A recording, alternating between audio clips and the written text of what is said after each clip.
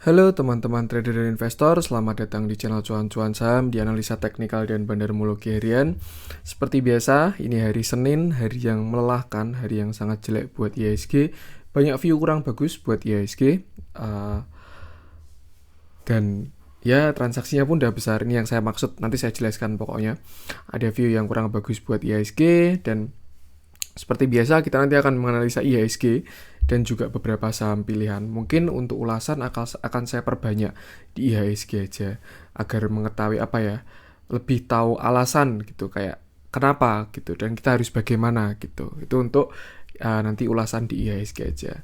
Terus juga mungkin ini nanti ada sesuatu yang spesial, saya akan mencoba menganalisa Bitcoin yang juga baru crash banyak.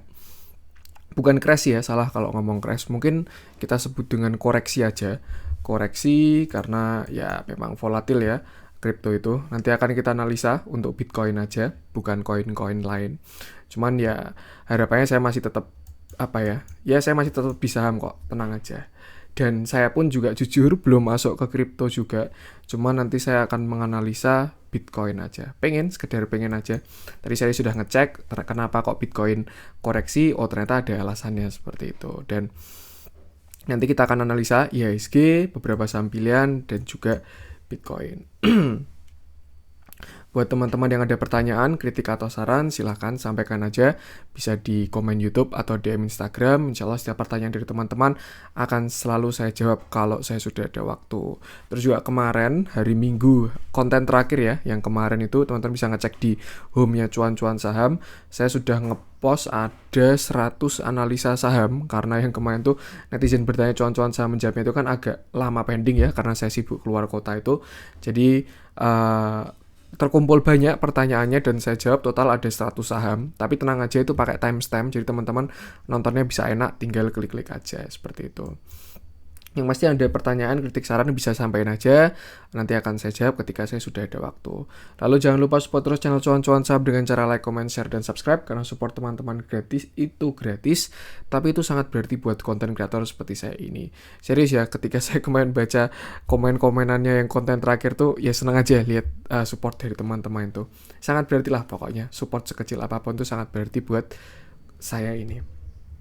Bisa teman-teman bisa pencet like atau subscribe atau komen-komen, mau komen-komen lucu-lucuan boleh, support boleh, kritik boleh, saran boleh, pertanyaan boleh, silakan. Kita jadikan Cuan-Cuan Saham ini komunitas saham yang sehat, seperti itu. Komunitas trading lah kalau kita udah masuk kripto sedikit. Cuman itu ya disclaimer, saya belum masuk kripto, cuman saya ingin menganalisa aja seperti itu.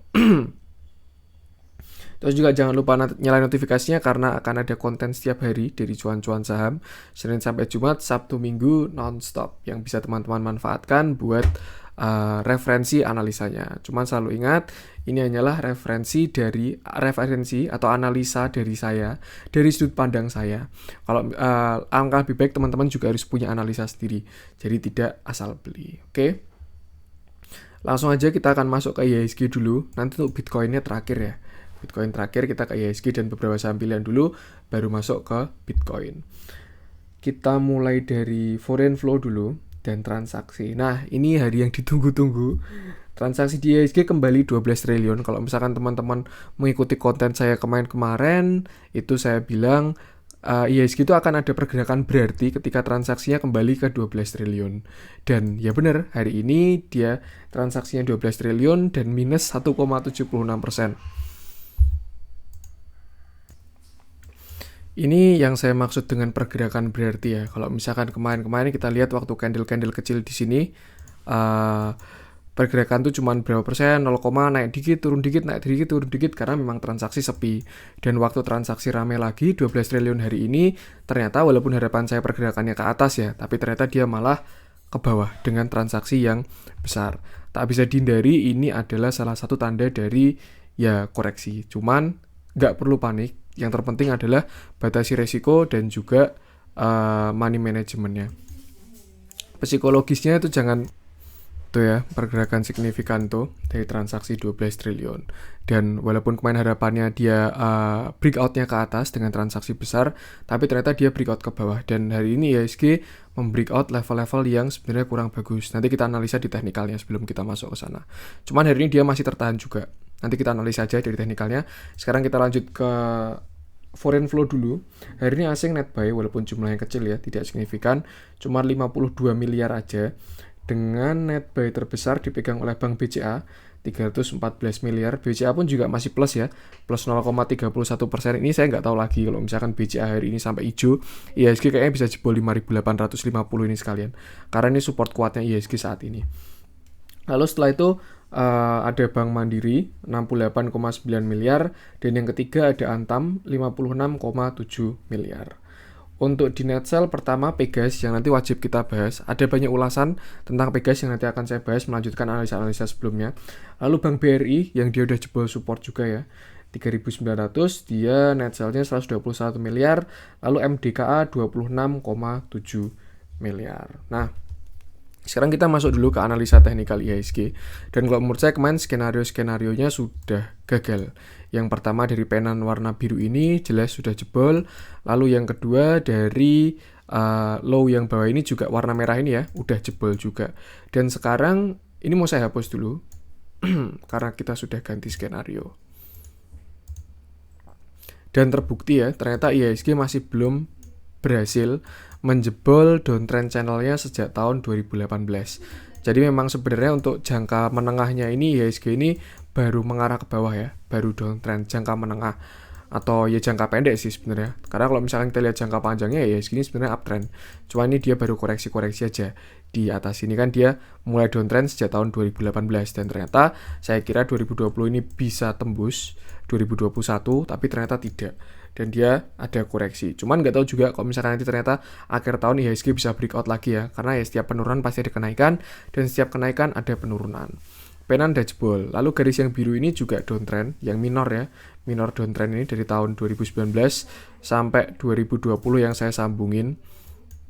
Tuh, terus dia juga ke bawah lagi, maksudnya tidak berhasil kembali ke atas. Ini sebenarnya udah kurang bagus sih. Untuk sekarang dia benar-benar ada di titik nadirnya. Ini kembali ke akhir Januari kemarin waktu margin call. Jadi IHSG di sini nih. Nah, ini dia kembali lagi ke sini nih. Kembali ke harga Januari lagi ya. Dan sebagai teori sebenarnya kalau misalkan support itu di retest 3 kali, harusnya dia jebol. Dan menurut saya udah di retest 2 kali. 1, 2, nggak tahu kalau misalkan sekali lagi dan jebol. Dan kalau sampai 5820 lah, 5800 lah. Kalau sampai 5800 ini jebol, kalau menurut saya 5500 ini tinggal menunggu waktu sih. Sekitar 5500 sampai 5600. Itu target penurunannya. Kalau misalkan 5800 jebol.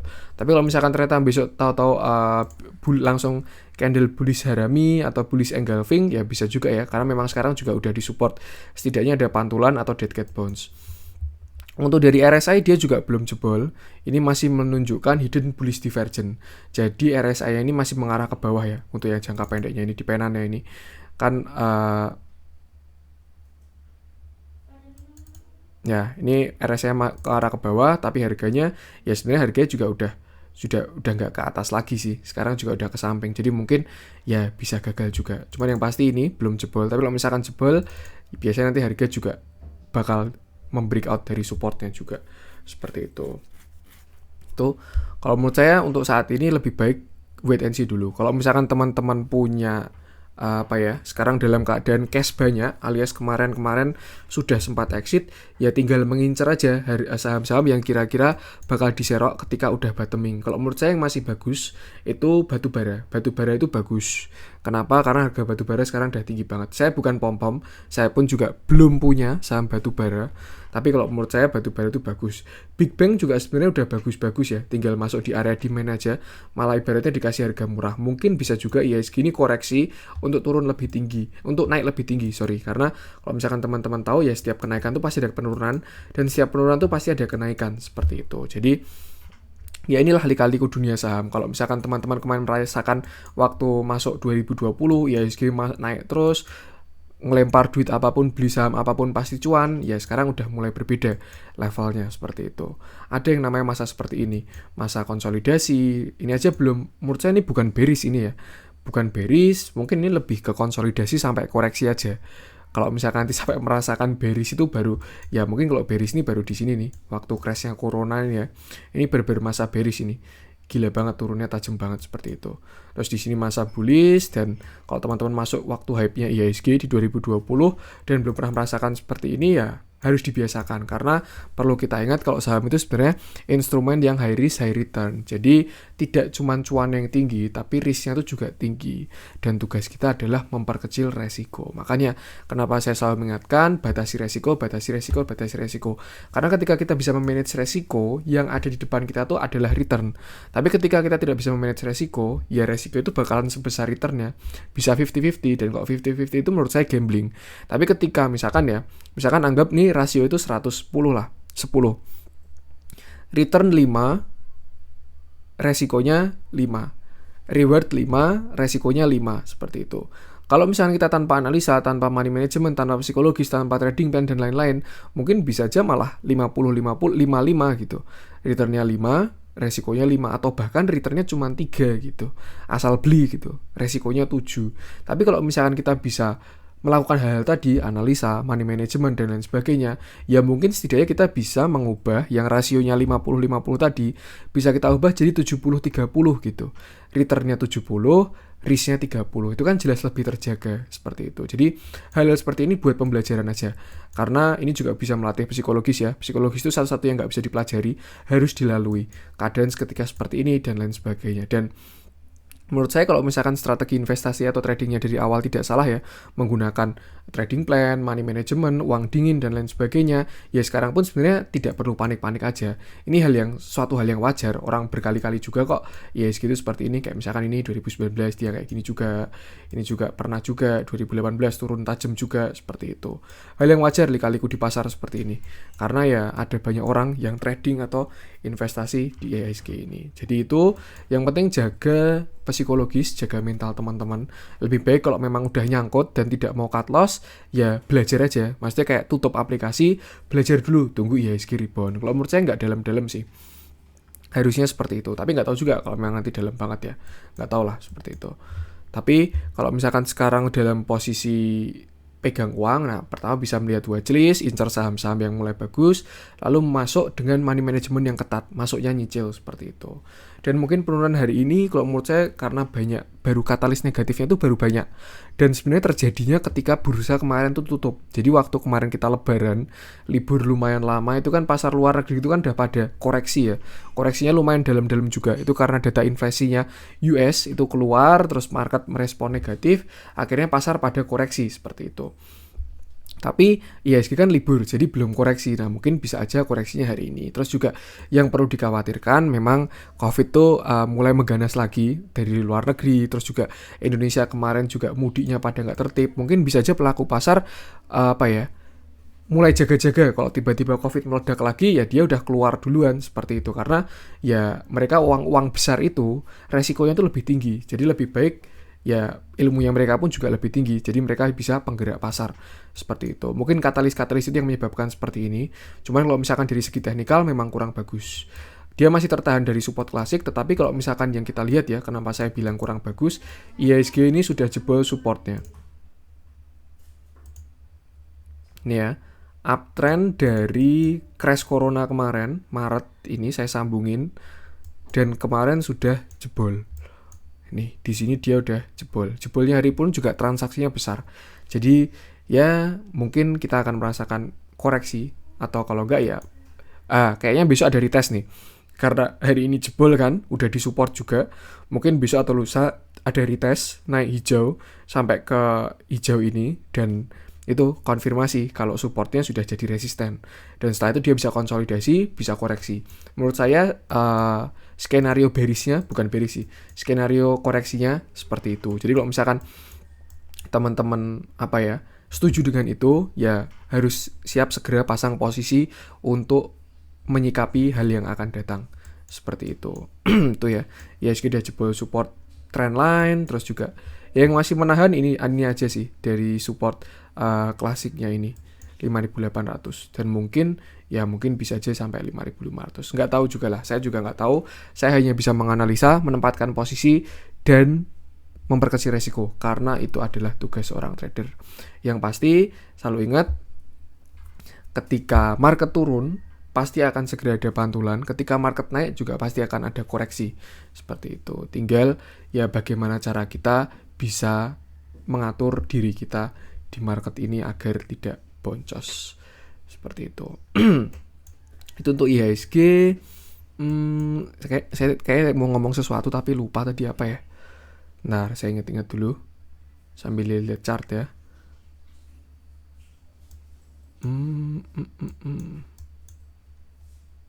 Nanti aja deh kalau udah ingat ya. Saya lupa mau ngomong sesuatu hal gitu tentang IHSG ini tapi lupa. Yang pasti batasi resikonya aja untuk level-level supportnya seperti itu. Oke, kita masuk ke beberapa saham pilihan. Kita mulai dari yang hijau-hijau dulu aja lah ya. Kita mulai dari Bank BCA, penolong hari ini. BBCA masih bertahan. Penolong hari ini atau penahan koreksi dalam hari ini ya masih tertolong oleh Bank BCA ya. Candle-nya pun masih lumayan bagus, volumenya juga besar. Nah ini mungkin kalau misalkan teman-teman mau aman ya, bisa masuk ke BCA aja karena dia belum terlihat adanya tanda-tanda bearish. Hari ini juga masih ada akumulasi. Saya lihat pakai RTI ya ini ya. Saya liatin pakai ini aja, broker summary-nya iPod. Ini BBCA hari ini ya, dan ini netnya. Kelihatan banget ada big akumulasi ini. Pembelinya cuma 12, penjualnya ada sampai 56. Lalu juga di sini 30.000, di sini cuma 12.000. Artinya BCA hari ini malah diakumulasi. Yang akumulasi pun asing juga ikut masuk ya. Asing net buy 300 miliar dengan pembelian terbesar. Dan ya itu dia levelnya BBCA kalau menurut saya itu support kuatnya di 32.000. Kelihatan banget hari ini low-nya juga sampai 31.875 ya, tapi dia bertahan. Masih bagus kalau menurut saya BBCA ini kalau dibandingkan yang lain ya. Kalau teman-teman cari cari capital gain kecil-kecilan lah, ini BBCA ini masih lumayan oke. Selama dia dekat 32.000 ini masih oke, dan untuk resisten terdekat ada di 33.000.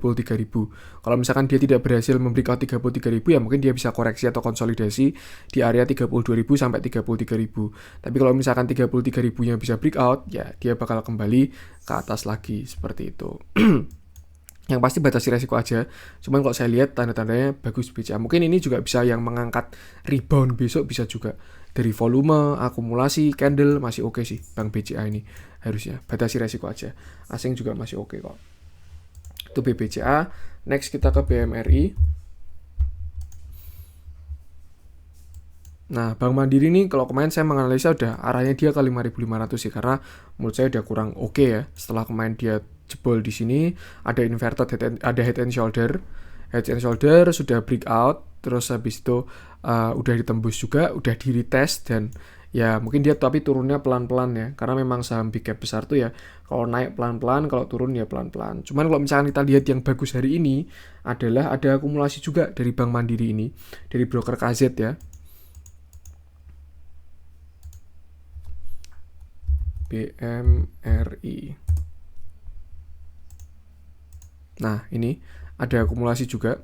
Kalau dari jumlah brokernya tidak terlalu kelihatan, tapi kalau dari jumlah lotnya kelihatan sekali. KZ ini beli 125 lot, total 74 miliar. Yang jualan cuma 45, 21, 20, dan lain sebagainya.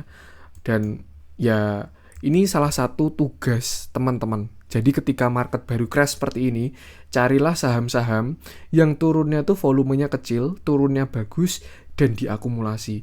Itu nanti ketika IHSG rebound, ketika pasar rebound, itu bakalan lari paling kencang. Ini saya udah keinget tadi apa yang mau saya omongin. Harapannya teman-teman lihat Bank Mandiri ya, biar bisa mendengarkan apa yang mau saya omongin tadi. Jadi, dan itu hanya pasar IHSG. Kita memang trading di pasar IHSG, tapi kita tidak trading IHSG. Jadi tugas kita tetap sama, cari saham yang terbaik aja kalau mau tetap trading.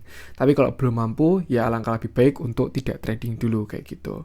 Karena pasarnya itu baru jelek, tapi tetap bakalan ada saham-saham yang bagus kalau kita bisa mencarinya. Bagus itu bukan dalam arti fundamental dan lain sebagainya, cuman dari price actionnya bagus dan lain sebagainya seperti itu.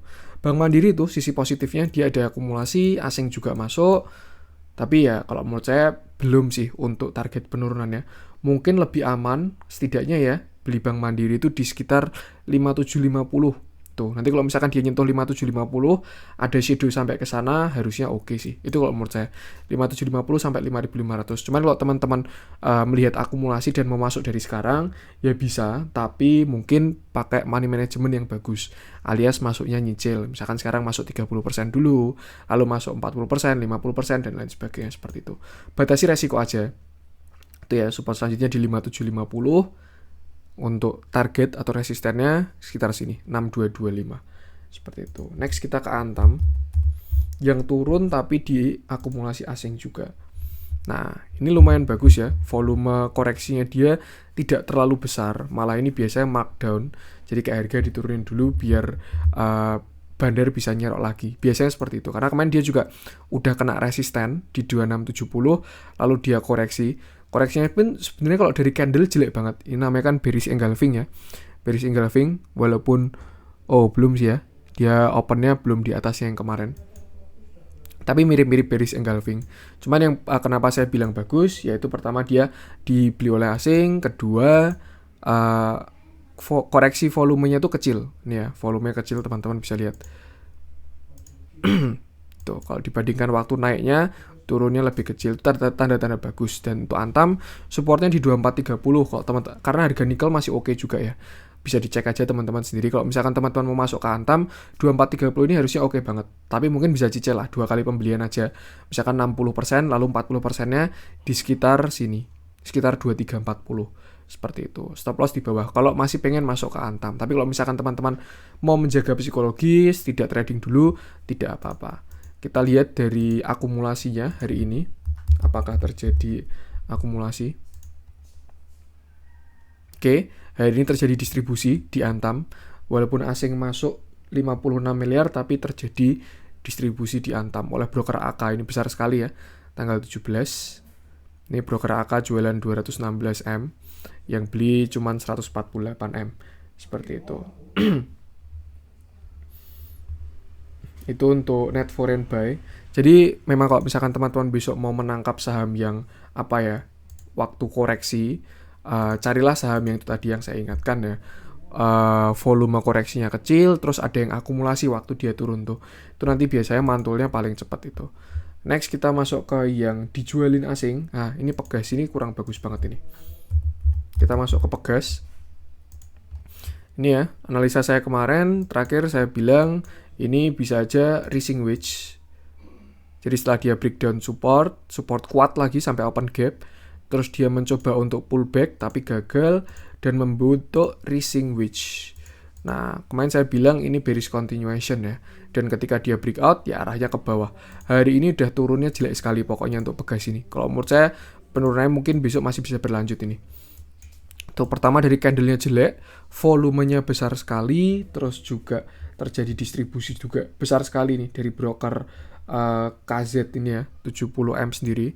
Kita liatin Pegas.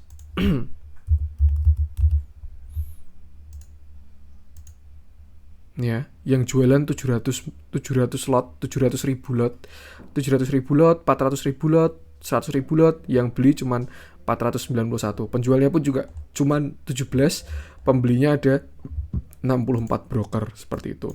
View-nya masih kurang bagus untuk Pegas karena dia juga keluar dari indeks MSCI yang big cap kalau nggak salah. Kalau nggak salah ya infonya seperti itu. Jadi ya asing bakal rebalancing juga karena dia keluar dari indeks seperti itu. Yang masuk indeks itu TBIG. Tuh. Kalau menurut saya untuk si Pegas ini mungkin penurunannya bisa sampai 1050 sih. Kalau dilihat dari candle hari ini ya. Atau enggak setidaknya besok dia bakal bereaksi di 1100 dulu. Karena 1100 itu ada support juga di sana. 1100 mungkin ya besok kalau misalkan dia ada pembalikan ya besok dia bisa bikin hammer ke bawah 1100 dulu lalu mantul dia closingnya di atas 1100 dan membuat hammer. Cuman itu untuk support terdekatnya untuk Pegas ini 1100. Cuman kalau saya lihat-lihat kayaknya bakalan jebol sih dilihat dari keadaannya seperti ini ya. Candle, volume, distribusi ya setidaknya kalau mantul tuh dead cat bounce doang.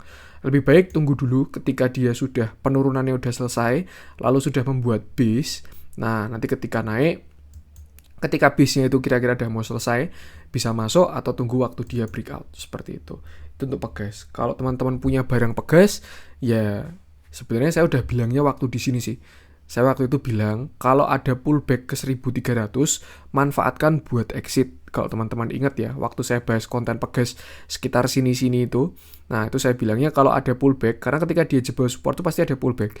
Ketika jebol resisten dia juga ada pullback. Jadi ketika ada pullback ke 1300, manfaatkan untuk exit. Setidaknya walaupun cut loss itu berkurang seperti itu. Dan kalau sekarang ya, kalau teman-teman masih belum exit, ya ini agak susah sih kalau nyangkut. Ya mungkin kalau opsinya ada average down bisa agak 1100 sampai 1000 lah, itu budgetin buat average down. Support pertama di 1100, kedua di 1065, baru setelah itu 1000. Nanti bisa dilihat waktu di situ ya untuk pegas seperti itu. Next kita masuk ke BBRI.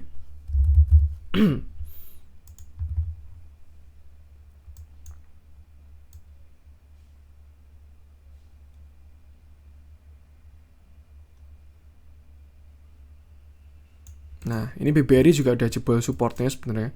Support klasik ya. Dia udah jebol uptrend, udah jebol support klasik juga. Agak serem sebenarnya kalau untuk Bank BRI ini. Hari ini pun breakoutnya juga volume besar. Volume besar, ada distribusi asingnya jualan.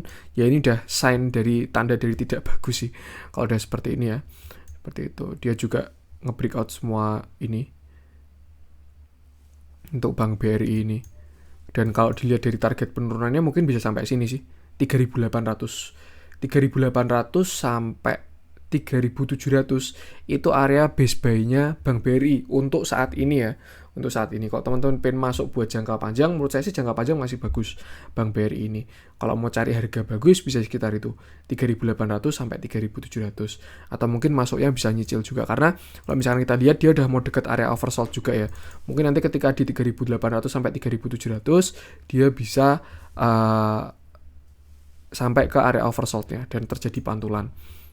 Kalau misalkan teman-teman bilang, bener kan mas, itu pasti nutup gap yang di sini, nutup gap yang di sini. Kalau menurut saya ini gapnya bukan common gap. Jadi kalau misalkan saya bilang 9 dari 10 gap pasti tertutup, nah itu gap yang ditutup adalah common gap. Kalau ini beda, ini namanya breakaway gap. Jadi tidak perlu ditutup. Tapi kalau misalkan dia sampai ke sini ya bisa juga gitu, karena arahnya baru ke bawah. Yang pasti untuk area demand atau support kuatnya itu bakal di area 3.700 sampai 3.800. Itu udah ada distribusi besar, jadi lebih baik. Ya itulah, kalau mau spec buy atau mau average down bisa di sana. Seperti itu. Next kita masuk ke yang merah-merah. Kita mulai dari teens mungkin ya.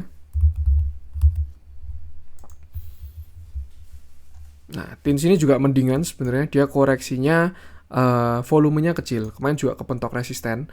Dan kalau kemarin teman-teman ingat waktu saya bikin konten di sini ya, teens ini kalau menurut saya bisa bikin yang namanya cup and handle. Jadi ini dia bikin cup, calon handle seperti itu. Karena kalau nggak salah itu harga timahnya tuh udah naik lumayan gitu, udah mulai kembali. Tapi memang pasarnya baru jelek aja untuk pasar saham ini. Jadi ya sahamnya kan ditradingkan di sini dan akhirnya dia turun seperti itu. Dan kalau misalkan dia koreksi, kalau menurut saya mungkin sekalian bisa nutup gap sekitar di 1615 ini. Itu untuk nutup gapnya dia. Kalau misalkan ke 1615 itu bakalan bagus karena gap sudah tertutup dan mungkin dia bisa bikin cup and handle-nya seperti itu. Cuman yang pasti saya tahu adalah area demand-nya dari teens yang sangat kuat tuh di area 1.500 sampai 1.600. Itu aja. Menurut saya kalau misalkan masuk di situ untuk teens ya, itu bakalan aman sekali karena itu area demand-nya. Yang pasti tinggal lihat harga komoditasnya aja. Kalau harga komoditasnya ke atas, ya harga situ bakalan harga bagus sekali. Tapi kalau ternyata harga komoditasnya tidak jadi ke atas, ya lebih baik keluar dulu. Yang pasti selama dia belum jebol 1.500, teens ini masih oke kalau menurut saya. Tuh, mungkin dia bisa nutup gap lalu bikin handle-nya. Hari ini juga koreksinya volumenya tidak terlalu besar kalau dibandingkan dengan candle-nya ya. Ini sebenarnya ya, kalau misalkan kita lihat fair-fairan, udah terjadi yang namanya anomali volume. Jadi ketika spreadnya semakin besar, tapi candlenya, tapi volumenya semakin kecil. Ini waktu di sini, ini spreadnya kan cuma minus 80 ya, tanggal 7 Mei ini. Volumenya sebesar ini, tapi waktu di sini minusnya 125, volumenya lebih kecil. Itu biasa tanda-tanda dari panic selling gitu. Dan kalau misalkan kita lihat, oke, ini terlihat ada distribusi, tapi dari broker PD ya, if you know what I mean. Mungkin bisa juga retailnya keluar, karena frekuensi pun cukup besar hari ini dari teens ya. Seperti itu. Yang pasti batasi resiko di 1.600 sampai 1.500. Dan kalau saya lihat ini sebenarnya masih oke untuk saham-saham timah ini, saham-saham metal ya, dari Antam, Inco, Tins itu masih oke karena harga komoditasnya baru rebound. Cuman pasarnya aja baru jelek. Yang pasti angka kuncinya dari Tins adalah 1.500. Lalu kita ke Inco yang hampir ARB juga. Atau udah ARB ini. Kayaknya udah ARB ya, 6,76% ini. Mungkin satu tick lagi ARB, jadi dia berhenti di 6,76. Sebenarnya kalau misalkan kita lihat by technical ya, ini memang udah saat yang koreksi gitu.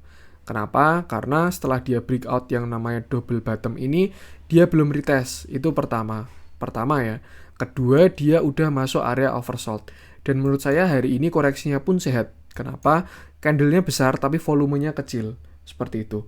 Mirip-mirip sama si Tins tadi. Nah, biasanya saham-saham kayak gini, itu yang bakal rebound-nya ngebut. Nanti ketika pasar rebound, pada mulai beli lagi, nah itu biasanya rebound ngebut itu di situ. Dan kalau misalkan teman-teman mau masuk ke Inco ini, kalau menurut saya bisa beli atau supportnya di sekitar 5.000 sampai 4825. Itu bakalan aman banget. Kalau misalkan berapa di 4825, itu bagus sekali karena itu retestan dari double bottomnya. Tapi kalau misalkan dia tertahan di 5.000, support psikologisnya ya bisa juga. Jadi daripada nggak dapat barang di 4825, mungkin bisa masuk dengan nyicil, masuk 40% dulu di 5.000, sisanya masuk di 4825. Kalau teman-teman mau masuk ke Inco, itu bakal lebih bagus. Seperti itu. Overall saya lihat masih bagus untuk metal-metal ini. Seperti itu ya. Cuman karena pasarnya baru jelek aja. Next kita ke BJTM. Nah, ini ya yang saya bilang hari ini dividend trap dan benar-benar terjadi. Jadi di konten minggu kemarin saya bahas ada cum-date di sini dan takutnya hari ini ex-date dividend trap. Dan terjadi benar dividend trap ya. Sebenarnya udah kelihatan tanda-tandanya dari kemarin, dari sini ya. Volumenya besar tapi harganya tidak naik. Cuman plus 0%, tapi volumenya besar. Ini udah kelihatan tanda-tanda volume buangan ini, bandarnya udah keluar seperti itu. Dan hari ini terjadi ada yang memanfaatkan waktu di sini nih untuk jualan. Dan hari ini ya itu udah ex-date, terjadi dividend trap seperti itu. Kapan mantul saya nggak tahu juga. Yang pasti kalau menurut saya target penurunannya sudah ya, karena dia dividend yield-nya sekitar 6% dan dia udah turun 6,75% hari ini untuk BJTM ini. Jadi setidaknya untuk target dividend trap-nya sudah selesai. Tinggal selanjutnya ya mau dibawa kemana saham ini gitu. Terserah bandar ya mau dibawa naik atau dibawa turun dan terserah pasar juga. Seperti itu. Untuk supportnya BJTM terdekatnya area 755 sampai 745. Itu support cukup kuat area-area situ ya.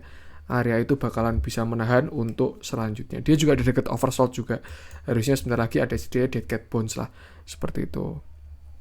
Ini kalau misalkan kita lihat dari teknikal juga udah kurang bagus ya BJTM ini. Pertama dia udah jebol uptrend yang garis warna hijau ini. Ini ya, garis warna hijau ini kan uptrend, dia udah jebol. Kedua dia udah jebol penannya. Dia bikin penan warna orange ini dan dia jebol ke bawah. Ini udah kurang bagus. Itu yang namanya dividend trap. Kalau misalkan teman-teman masih belum tahu dividend trap itu apa, bisa cek di playlist sharing-sharing trading, saya bahas tentang dividend trap. Itu bisa dicek di situ. Tuh, jadi saya tidak bisa menjelaskan banyak, cuman kalau teman-teman ingin tahu bisa cek dividend trap di sana. Next kita masuk ke sebenarnya untuk beberapa saham sudah saya bahas kemarin minggu ya, karena kemarin saya bahas hampir udah 100 saham itu. Yang merah-merah juga udah saya bahasin untuk support resistennya ya. Kita masuk ke yang hijau-hijau aja. Mungkin Arto aja, karena hari ini juga resmi mergernya Gojek dan Tokopedia. Jadi hari ini udah resmi Gojek dan Tokopedia, namanya jadi Goto ya. Tuh. Dan ya ini kalau misalkan teman-teman tahu ini kan salah satu dibeli sama Gojek untuk jadi bank digital, untuk bank jago itu, katalisnya seperti itu. Dan untuk sekarang pergerakannya masih berada dalam penan ini ya. Dia masih konsolidasi di sini. Mungkin bisa membentuk double bottom juga. Ya sebenarnya bukan double bottom juga sih, karena dia baru di uptrend kan. Seperti itu. Kalau ngomongin harmonic pattern sebenarnya mungkin kayaknya ada, tapi saya belum sampai ke sana untuk harmonic pattern. Jadi saya lihat dari penannya ini aja dan dia masih ada di sini. Dan untuk target untuk Arto ini terdekat ya sekitar sini kalau misalkan dia masih ke atas ya. Itu sekitar 11.500 sampai ke resisten penannya. Untuk support menurut saya bisa pakai support psikologis di area 10.000 itu aja. Yang kurang bagus adalah saya lihat volumenya kurang bagus hari ini. Ini udah volumenya besar tapi candlenya jelek. Takutnya ini tanda-tanda pembalikan arah. Yang pasti batasi resiko aja di 10.000 itu bakalan lebih aman. Karena 10.000 itu banyak support ketemu ya. Ada support klasik, ada support psikologis, ada support penan juga. Seperti itu. Oke, itu untuk analisa sahamnya. Kita coba masuk ke Bitcoin. Asik. Pertama kali nih saya bahas Bitcoin di cuan-cuan saham ya. Tapi ya sebenarnya ilmu teknikal itu bisa dipakai untuk chart apapun gitu. Bahkan chart COVID pun juga bisa kita baca. Selama ada chartnya, tuh teknikal tuh bisa digunakan. Nah, sebenarnya kalau kita masuk ke Bitcoin ya, ini pertama kali saya bahas Bitcoin ya. Kalau misalkan kita lihat sebenarnya Bitcoin itu udah divergent dari lama. Regular bearish divergent. Jadi memang tanda-tanda koreksinya itu sudah ada gitu loh. Naiknya itu sudah semakin melemah.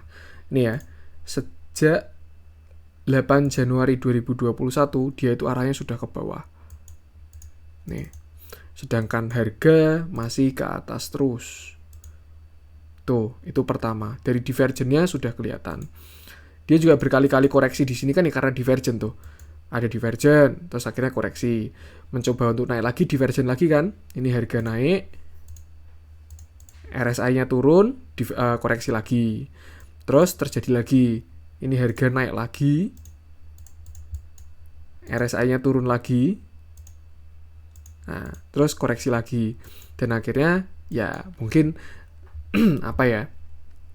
Ya ini divergennya sudah semakin besar mungkin seperti itu. Yang pasti kalau tanda-tanda koreksi itu sudah kelihatan kalau dari Bitcoin ini. Karena udah terjadi divergen. Artinya tren itu sudah semakin lemah. Dan ini sesuatu yang wajar. Karena misalkan teman-teman ingat ya, dari tahun 2021 aja dah. 2021 di mana nih? 2021. Nah, di sini ya.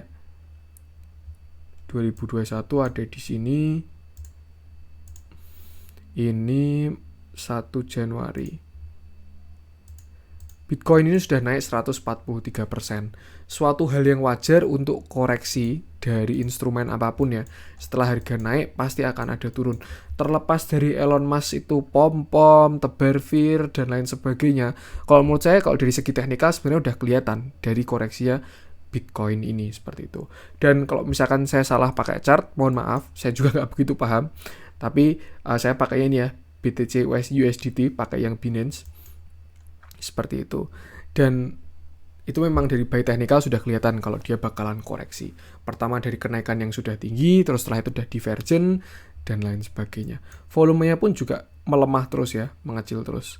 Seperti itu. Waktu volume besar, candlenya jelek. Nih, candlenya jelek, volumenya besar. Waktu volumenya jelek, sebenarnya bukan jelek, bagus ya. Karena kalau setahu saya kalau di crypto itu kan bisa short selling, alias kalau harga turun masih bisa tetap untung gitu. Tapi saya kasih sudut pandang dari long position aja, alias posisi beli, bukan posisi short ya. Kalau posisi short ya sebenarnya bagus. Kalau menurut saya ini koreksinya belum selesai mungkin ya. Tapi kalau misalkan dari posisi long, ya ini view kurang bagus karena koreksinya bakalan lebih dalam. Kalau by sudut pandang saya mungkin kalau skenario-nya dari Bitcoin ini adalah seperti ini. Sekarang ini kan dia ada di masa krusial nih, udah sampai support kuatnya ini di area ini 45 ini, tapi udah ada divergen kecil juga, tapi belum ada candle confirmation. Kalau misalkan besok ini saya pakai candle daily ya, kalau besok candlenya ada bullish engulfing atau tweezer bottom atau ya itu doang sih opsinya sih. Atau Morningstar, nggak bisa Morningstar juga sih. Soalnya kalau misalkan hari ini closing hammer, ya opsinya itu aja. Engulfing pun juga nggak bisa sih. Jadi tweezer bottom atau pin bar, dan ada konfirmasi untuk pantulan, ya bisa aja dia mantul. Tapi kalau misalkan garis hijau ini, area 45.000 ini sampai jebol ya. Kalau dia closing di bawah 45.000, menurut saya arahnya bisa ke sini. Sekitar 40.000. Ini dolar ya kalau nggak salah ya. 40.000 $40,000 arahnya ke $40.000. Tapi ketika di $40.000 saya bakal yakin ada pantulan. Kenapa? Karena ketika dia sampai $40.000, saya yakin dia sudah masuk area oversold. Kecuali kalau skenarionya dia naik dulu. Nah, kalau misalkan dia naik dulu, mungkin $40.000 malah bisa jebol. Itu kalau dia naik dulu. Tapi kalau dia langsung jebol, nggak pakai rebound dulu, misalkan dia langsung jebol gini, nah dia bakal reboundnya di 40.000. Tuh, mungkin skenario seperti ini. Dan setelah itu dia bisa konsolidasi di sini, area 2 ini. Karena dia ketemu support resisten. Sampai kapan? Sampai breakout salah satu. Gitu. Itu masa konsolidasi. Nah, kalau misalkan dia breakoutnya ke atas, ya masih ada harapan ke atas, walaupun mungkin agak susah ya. Saya pun juga nggak tahu katalisnya kripto itu apa. Tapi kalau misalkan ke bawah, ya yaudah, mungkin kripto bakalan koreksi gitu. Tapi ini Bitcoin doang. Cuman mungkin kalau saya mengibaratkan Bitcoin itu kayak BCA gitu ya. Ketika Bitcoin jelek, ya pasarnya bakalan jelek karena mempengaruhi yang lain. Seperti itu. Saya juga melihat ulasan dari teman-teman kalau USDT mulai pada keluar, artinya pada taking profit. Dan kalau saya pelaku pasar saham sih harapannya uang masuk ke saham. Tapi ternyata saham malah koreksi itu. Tapi untuk kabar bagusnya adalah bursa-bursa luar tuh sudah pada rebound kalau dibandingkan bursa kita. Karena kemarin mereka koreksinya waktu kita libur. Udah koreksi duluan, hari ini pada rebound. Sedangkan kita hari ini baru koreksi, nah mungkin reboundnya bakal menyusul. Tapi tenang aja, yang namanya setiap kenaikan pasti ada penurunan, dan setiap penurunan pasti ada kenaikan. Tugas kita hanyalah menempatkan posisi dan membatasi resiko. Ini juga ulasan untuk Bitcoin. Walaupun saya belum tahu mendalam, saya melihat dari sudut pandang teknikal, itu aja. Seperti itu. Nanti kalau misalkan mau tanya kapan mantulnya, itu tadi tunggu konfirmasi candle divergent, misalkan nanti ke bawah tapi RSI-nya masih bisa ke atas. Nah, itu kan ada hidden bullish regular bullish divergent ya. Itu nanti bakalan mantul seperti itu.